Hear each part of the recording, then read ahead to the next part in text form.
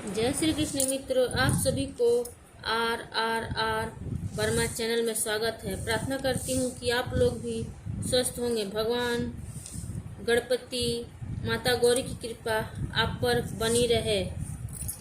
संकष्टी गणेश चतुर्थी व्रत प्रत्येक मास के कृष्ण पक्ष की चतुर्थी को किया जाता है। भाद्रपद मास के कृष्ण पक्ष की चतुर्थी को किया जाने वाला व्रत भाद्रपद संकष्टी गणेश चतुर्थी व्रत कहलाता है। इस चतुर्थी को बहुला चतुर्थी भी कहते हैं। संकट नाशक चतुर्थी कहा गया है। भादों की चतुर्थी को सब संकटों की नाशक, विविध, फलदायक एवं संपूर्ण सिद्धियों को देने वाली है। इस व्रत के प्रभाव से सभी प्रकार के विघ्न दूर हो जाते हैं। यह सब कष्टों का नाश कर धन की वृद्धि करने वाला व्रत है। इस दिन एक दंत गणेश जी की पूजा करें। गणेश चतुर्थी की कथा। राजा नल की कथा। पार्वती जी ने गणेश जी से पूछा कि हे पुत्र, भादों की चतुर्थी को संकट नाशक चतुर्थी कहा गया है। उस दिन का व्रत किस प्रकार किया जाता है, मुझसे समझाकर कहिए। गणेश जी ने कहा, हे माता, भादों की चतुर्थी सब संकटों की नाशक, विविध, फलदायक और संपूर्ण सिद्धियों को देने वाली है। पूर्व वर्णित विधि से ही पूजा करनी चाहिए। हे पार्वती, इस व्रत में आहार संबंधी कुछ विशेषताएं हैं, उन्हें बतलाता रहा हूँ। श्री कृष्ण जी कहते हैं कि हे युधिष्ठिर पुत्र की ऐसी बात सुनकर पार्वती जी ने उनसे पूछा कि आहार एवं पूजन में क्या विशेषता है, उसे कहिए। गणेश जी ने कहा कि गुरु द्वारा वर्णित प्रणाली से इस दिन भक्ति भाव से पूजन करें। चतुर्थी के दिन प्रातः नित्य क्रम से निर्वृत्त हो तो व्रत का संकल्प करें। तत्पश्चात रात्रि में पूजन कर कथा श्रवण करें। पूर्व काल में नल नामक एक पुण्य आत्मा और यशस्वी राजा हुए। उनकी रूपशालिनी रानी दमयंती नाम से प्रसिद्ध थी। एक बार उन्हें श्रापग्रस्त होकर राज्यच्युत होना पड़ा और रानी के वियोग में कष्ट सहना पड़ा। तब उनकी रानी दमयंती ने इस सर्वोत्तम व्रत को किया। पार्वती जी ने पूछा कि हे पुत्र, दमयंती ने किस विधि से इस व्रत को किया और किस प्रकार व्रत के प्रभाव से 3 महीने के अंदर ही उन्हें अपने पति से मिलाने का समय प्राप्त हुआ।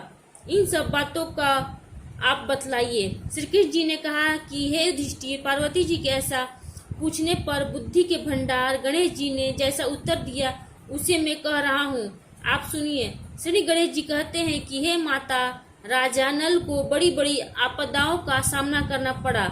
हाथी खाने से हाथी और घुड़सवार से घोड़ों का अपहरण हो गया। डाकुओं ने राजकोष लूट लिया और अग्नि की ज्वालाओं में घिरकर उनका माल भस्म हो गया। राज्य को नष्ट करने वाले मंत्री लोगों ने भी उनका साथ छोड़ दिया। राजा जुए में सर्वस्व गवा बैठे। उनकी राजधानी भी उनके हाथ से निकल गई। सभी ओर से निराश और असहाय होकर राजा नल वन में चले गए। वन में रहते समय उन्हें दमयंती के साथ अनेक कष्ट झेलने पड़े। इतना ही नहीं, उनकी रानी से भी वियोग हो गया। तत्पश्चात राजा किसी नगर में काम करने लगा, रानी किसी दूसरे नगर में रहने लगी तथा राजकुमार भी अन्यत्र नौकरी करने लगा। जो किसी समय रानी और राजपुत्र कहे जाते थे वे ही अब भिक्षा मांगने लगे। तरह तरह के रोगों से पीड़ित होकर एक दूसरे से विलंब होकर क्रम फल को भोगते हुए दिन बिताने लगे। एक समय की बात है कि वन में भटकते हुए दमयंती ने महर्षि सरभंग के दर्शन किए। उसने उनके पैरों पर नतमस्तक हो हाथ जोड़कर कहा। दमयंती ने पूछा कि हे ऋषिराज, मेरा अपने पति से कब मिलना होगा, मेरा भाग्य कब लौटेगा? हे मुनिवर, आप निश्चित रूप से बतलाइए। श्री कृष्ण जी कहते हैं कि दमयंती का यह उत्तम प्रश्न सुनकर सरभंग मुनि ने कहा कि हे दमयंती, मैं तुम्हारे कल्याण की बात बता रहा हूँ, सुनो। इससे घोर संकट का नाश होता है।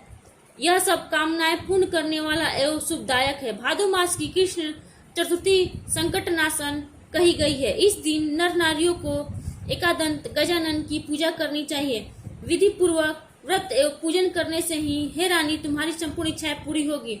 7 महीने के अंदर ही तुम्हारा पति से मिलन होगा। यह बात मैं निश्चय पूर्वक कहता हूँ। गणेश जी कहते हैं कि सरभंग मुनि का ऐसा आदेश पाकर दमयंती ने भादों की संकट नाशिनी चतुर्थी व्रत प्रारंभ किया और तभी से बराबर प्रतिमास गणेश जी का पूजन करने लगी। साथ ही महीने में हे राजन, इस उत्तम व्रत को करने से उसे पति, राजपुत्र और पूर्वकालीन वैभव आदि की प्राप्ति हो गई। श्री कृष्ण जी कहते हैं कि हे पृथा पुत्र युधिष्ठिर, इसी प्रकार इस व्रत को करने से आपको भी राज्य की प्राप्ति होगी और आपके सभी शत्रुओं का नाश होगा। यह निश्चय है ही राजन, इस प्रकार मैंने सभी व्रतों में उत्तम व्रत का वर्णन किया। यह सब संकटों का नाश करता हुआ आपके भाग्य को वृद्धि करेगा।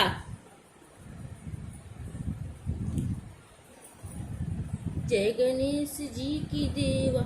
एक गांव में एक माँ बेटा रहते थे। बेटा गाय चराकर अपना जीवन यापन करता था। उसकी माँ चतुर्थी व्रत किया करती थी।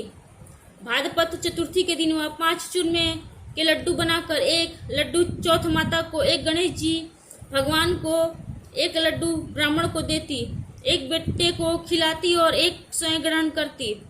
एक दिन पड़ोसन ने बुढ़िया के बेटे को सिखा दिया कि तू इतनी मेहनत करता है और तेरी माँ चूरमा बनाकर बांटती है और तुझे सिर्फ एक लड्डू ठंडी रोटी खिलाती है। लड़का पड़ोसन की बातों में आ गया। माँ से बोला, माँ ठंडी रोटी खाकर मेरे से गाय नहीं चराई जाती, तुम चौथ माता का व्रत छोड़ दो। तब माँ बोली, बेटा मैं तो तेरी सुख शांति के लिए चौथ माता का व्रत करती हूँ, मैं चौथ माता का व्रत करना नहीं छोड़ सकती। बेटे ने कहा, मैं प्रदेश जाऊंगा। तब माँ बोली, बेटा चौथ माता की आंखें को हानि सुने हुए गेहूं के दाने अपने पास रख ले। यदि तुम पर कोई संकट आए तो चौथ माता का नाम लेकर इन्हें पूरे देना, तुम्हारा संकट टल जाएगा।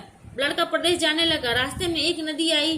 कोई रास्ता दिखाई नहीं दे रहा था। उसने आंखें हाथ में लेकर चौथ माता गणेश जी का ध्यान किया और चौथ माता की कृपा से नदी के किसी बीच में से रास्ता निकल गया। आगे चला, घना जंगल आया। कोई रास्ता नहीं सूझ रहा था। उसने चौथ माता का ध्यान कर आंखें पूरे दिए और रास्ता मिला गया। आगे चलकर वह एक नगरी में पहुंचा। उस नगरी के राजा के यहाँ एक बर्तनों का अहाव पकता जिसमें एक आदमी की बलि दी जाती थी। वह लड़का एक बुढ़िया के घर पहुंचा तो देखा बुढ़िया रो रही है। उस लड़के ने पूछा, हे बुढ़िया माई, तुम क्यों रो रही हो? तब बुढ़िया बोली, मेरे एक ही बेटा है और कल अहाव में बलि चढ़ने की उसकी बारी है। उस लड़के ने कहा, माई घबरा मत, कल तू अपने बेटे की जगह मुझे भेज देना, बस तू मुझे भर पेट भोजन करा दो। भोजन करवाकर बुढ़िया ने उस लड़के को अपने बेटे के स्थान पर सुला दिया। राजा के सैनिक आए और उस लड़के के अहाव में चुनने लगे। वह चौथ माता के आंखें पूरा कर जल का कलश भर बैठ गया और चौथ गणेश जी का ध्यान किया। हे चौथ माता गणेश जी, भगवान मेरा संकट टालना। अहाव चुनकर आग लगा दी।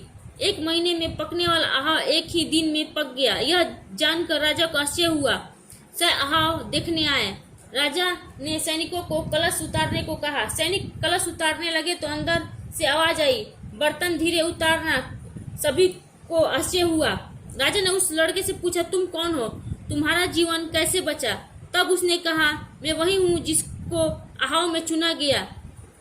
मेरी माता जी चौथ माता का व्रत करती है। चौथ विनायक जी ने मेरी रक्षा की है। तब राजा को विश्वास नहीं हुआ।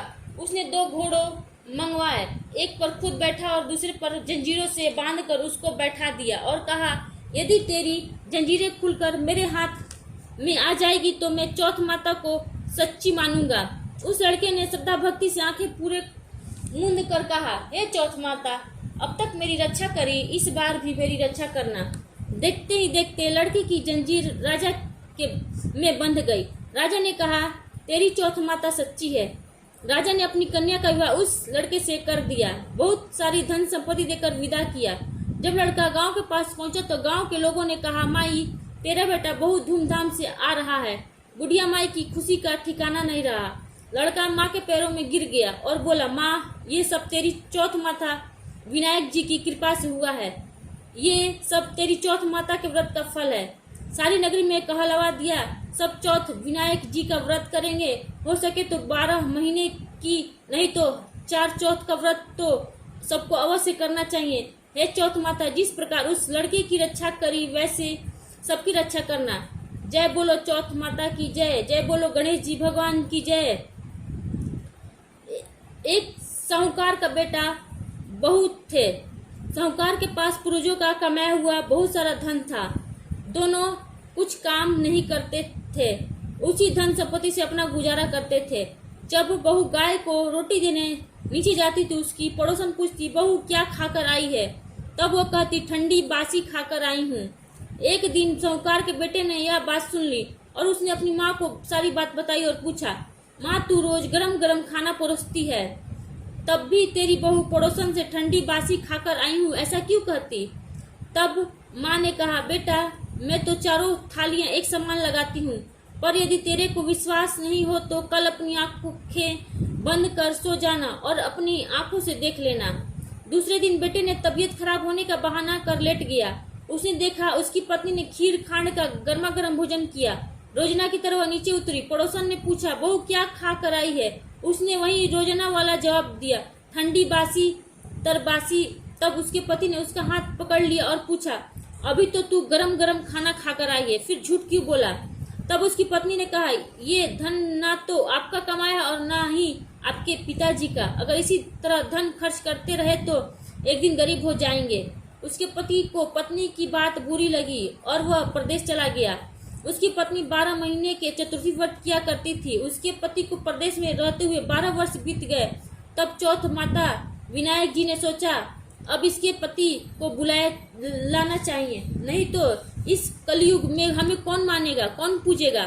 चौथ माता लड़के के सपने में जाकर बोली कि तू घर चला जा, तेरी पत्नी तुम्हें बहुत याद करती है। तब उसने कहा, हे चौथ माता, मेरा कारोबार फैला हुआ है, इस तरह छोड़कर नहीं जा सकता। तब चौथ माता ने कहा, कल प्रातः स्नान ध्यान में निवृत्त हो पूजन कर घी का दीपक जलाकर चौथ माता विनायक जी भगवान का नाम लेकर बैठ जाना, हिसाब हो जाएगा, देने वाले दे जाएंगे, लेने वाले ले जाएंगे। उसने सुबह उठकर वैसा ही किया और उसका सारा कारोबार एक दिन में ही सिमट गया। जब वो घर जा रहा था तो रास्ते में एक सर्प राज अपनी 100 वर्ष की आयु पूर्ण करके जलने जा रहे थे। उसने सोचा सर्पराज जल जाएंगे, सिस्कार दिया। तभी सर्पराज ने कहा, हे पापी दुष्ट, मैं तो अपनी सर्प योनि से मुक्ति पाने जा रहा था, लेकिन तूने सिस्कार दिया, इसलिए मैं तुझे डसूंगा। तब वह लड़का बोला, हे सर्पराज, तुम मुझे अवश्य डस लेना, बस मैं एक बार मेरी माँ एवं पत्नी से मिलना चाहता हूँ। आप कल रात मुझे डस लेना। जब पति घर आया तो बहुत उदास था। माँ और पत्नी ने से मिला और अपने कमरे में जाकर सो गया। उसकी पत्नी बहुत चतुर थी। उसने पति के मन की बात जानकर पहली सीढ़ी पर दूध का कटोरा रख दिया, दूसरी पर बालू मिट्टी बिछा दी, तीसरी पर फूल की पखुड़ियाँ बिखेर दिए, चौथी पर इत्र छिड़क दिया, पांचवी पर गुलाब बिछा दी, छठी पर मिठाई रख दी, सातवीं पर चिड़ियों के लिए सत्तू डाल दिया और अपनी चोटी नीचे लटकाकर कमरे का दरवाजा खुला छोड़कर सो गए। सर्पराज आए, दूध पिया, खूब बालू में किलोल करी, बोले, साहूकार के बेटे, तूने सुख तो बहुत दिया, पर वचनों से बंधा हूँ, डसूंगा तो अवश्य। सातों सीढ़ियों पर उसने ऐसा ही कहा। जैसे ही वह डसने गया, चौथ माता और विनायक जी ढाल और तलवार बन गए और सर्पराज के 4 टुकड़े कर दिए और सीढ़ियों पर खून ही खून हो गया। सर्पराज की पूंछ का टुकड़ा लड़की की जूती में गिर गई। सोचा डसूंगा तो अवश्य, पर उसकी पत्नी प्रतिदिन कीड़ी नगरा सिंचती थी। चिटियों ने सोचा इसकी पत्नी हमेशा शक्कर आटा खिलाती है, इसलिए इसकी रक्षा करनी चाहिए, और सभी चिटियों ने मिलकर उसकी पूंछ को खोखला कर दिया। जैसे ही सुबह हुई, वहां खून ही खून हो रहा था। माँ यह देख रोने लगी। उसने सोचा मेरे बेटे बहू को किसी ने मार दिया। माँ की आवाज सुन बेटा उठा और बोला, माँ हमारा बैरी दुश्मन मरा है। नीचे आया और बोला, मेरे पीछे से किसी ने धर्म पूर्ण किया था क्या? तब माँ बोली, मैंने तो कुछ नहीं किया। पत्नी ने पूछा तो पत्नी ने कहा, मैंने 12 महीने के चौथ माता के व्रत करती थी, इसलिए चौथ माता विनायक जी भगवान ने हमारी रक्षा करी है। तब सासू जी बोली, मैं इसको 4 समय खाना देती थी, तो फिर इसने चौथ का व्रत कब किया? तब बहू बोली, एक समय का खाना गाय को खिलाती थी, एक समय का ब्राह्मणी को देती थी, एक समय का जमीन में गाड़ देती और एक समय का चौथ का पूजन कर चांद को अर्घ देकर मैं स्वयं खाती थी। यदि विश्वास नहीं हो तो पूछ लो। जब गाय माता से पूछा तो गाय ने मुंह से पलाश के फूल गिरने लगे। ब्राह्मणी से पूछा तो उसने हामी भर दी। जमीन खोद कर देखा तो सोने के चक्र मिले। सारी नगरी में कहलवा दिया सब कोई चौथ माता का व्रत करे। व्रत करने से अन्न धन लाज लक्ष्मी गुणवान संतान अखंड सौभाग्यवती होती है। जैसी जिसकी मनोकामना होती है चौथ माता पूर्ण करती है। हे चौथ माता, जैसे उसके पति की रक्षा करी वैसे सबकी रक्षा करना। बोलो गणपति बप्पा की जय। वीडियो पसंद है तो लाइक करें, शेयर करें, सब्सक्राइब करें।